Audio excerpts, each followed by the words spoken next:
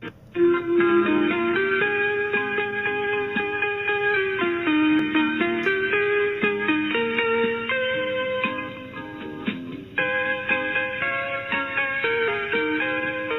previsto.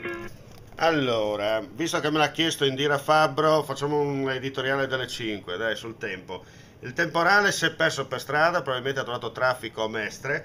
Queste sono le prime notizie, oppure ha deciso di fermarsi a mangiare dalle parti di Gemona dove c'è un buon ristorantino.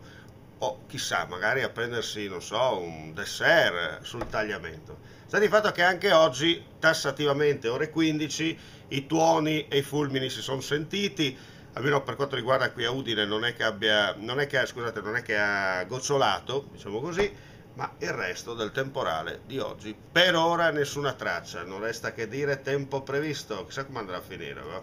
Lo capiamo un po'.